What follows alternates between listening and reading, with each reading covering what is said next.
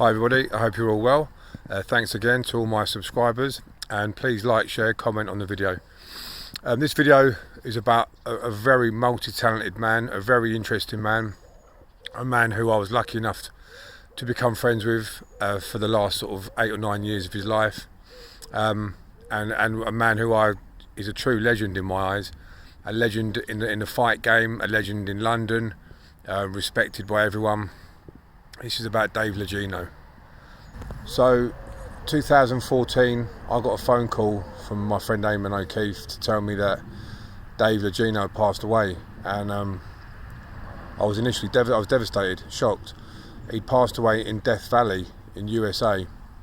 He'd gone over there by himself, gone out into Death Valley, which is one of the hottest places on earth, and passed away. He was found by some hikers 2 or 3 days after he died, and it was this was 8 years ago. Literally 2 days ago was the anniversary. So I just wanted to do a video as a little tribute to Dave.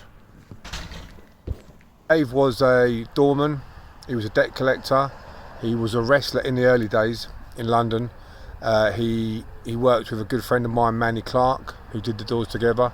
He was a good boxer, boxing out of Amersham I think, and Manny Clark said he sparred with him many times. Dave actually lived at one point with Dave Courtney. Many of you might know Dave Courtney. He lived with Dave Courtney. This is at the time he was wrestling, and he had a big python as well. Dave tells a good story about that. They were doing doors together, debt collecting together. Dave got into acting. I think his first film was Snatch in 2000. And he had a very, very menacing look, Dave did. He was such a lovely bloke, but he had a menacing look. He was a real nice, down-to-earth guy, but he had that tough guy look, because he was a tough guy. He was a genuine tough guy, but he had that menacing look, and he had that way about him that was really, really good for films, which is most of his film roles were the sort of tough guy, the villain, you know. He was also in the Harry Potter films, where he played Fenrir Greyback, the werewolf. He's apparently the werewolf, I haven't seen him, but he played the werewolf in that, which was his biggest role in a really popular movie franchise series. He was in a film called Outlaw with Danny Dyer. He had a great role in a film called Command Performance alongside Dolph Lundgren, and Dave was almost like a lead character with Dolph Lundgren. So he had a great part. That's when I thought he was going to break through to becoming a leading man in films, and I think if he'd have still been alive, he would have been getting many, many roles like that.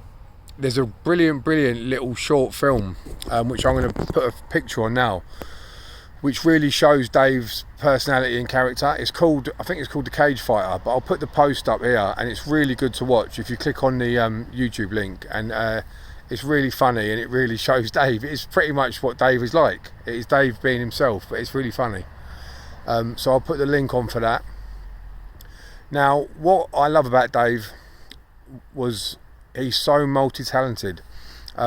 He was a musician as well, which not a lot of people know, and I'll put the link on, or put some pictures on how to find his music.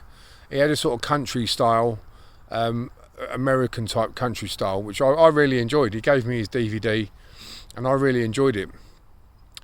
He loved poetry. He loved his poetry as well, and obviously his boxing he did when he was younger. What I was really impressed with in terms of his fighting was that he took up MMA at the age of 42 years old, which, I mean, most people have hung up their gloves way before that. He took up MMA, and he actually lost his first three, got knocked out by Mark Epstein in one of them. Mark Epstein's a good fighter. But he lost his first 3, carried on, and won his next 4 MMA fights. He actually beat Kimo Leopoldo. If you know mixed martial arts, you'll know Kimo Leopoldo and Dan Severn. He beat both of them, legends of the MMA game. So they're on YouTube. You can watch them on YouTube. So at the age of 42, had a successful MMA career. He lost his first 3, but he won his next 4. I really respected that about him, just to take that leap at that age and to do MMA. I sort of got to know Dave, and we would go out together and have drinks with Eamon, and Dave would come up to my boxing matches in Milton Keynes, and he'd always tell me wherever he would go, he would always get mistaken for my elder brother because we look so similar. And he was almost like a bigger brother to me. He sort of done all the things I wanted to do. He'd done his acting. He'd been a successful MMA fighter. He sort of achieved all those sort of dreams, and he looked like a bigger version of me, an older version of me. And it was nice. Yeah, people would say, "I've just seen your brother, your big brother," because I've got two brothers, but they're both younger than me. But yeah, he'd always get mistaken for my big brother. Just before my Anthony Joshua fight, which was 2014, I went over, we sparred. Me and Dave did a bit of sparring, which that's also on YouTube, you can watch that.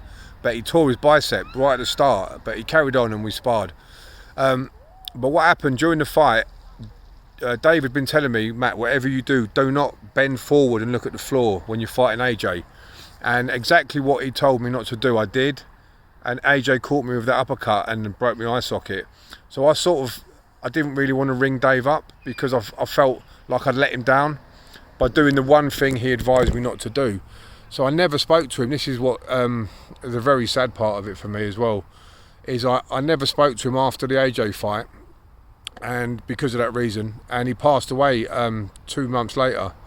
So I never spoke to him after the fight, even though we sparred together, trained together, and he gave me some good tips and stuff. So yeah, I never got to talk to him. My own fault. I should have just rung him, and but his words were sort of ringing in my ears. Do not bend forward and tuck up against him. He'll just get you with the uppercut. And he was spot on. So I thought I'd do this video as a tribute, as this is a fighting channel, and I rate Dave up there as one of the best fighters in the country. I mean, someone even said to me once, one of the London fraternity said, Dave on the street would have been up there with the best of them as well. So on the street he would have been the best, one of the best in the country. And he was very fearless and very brave, strong, skilled, but at the same time a lovely man, respectful man, and great company. And I really will miss him. So will everyone else that knew him.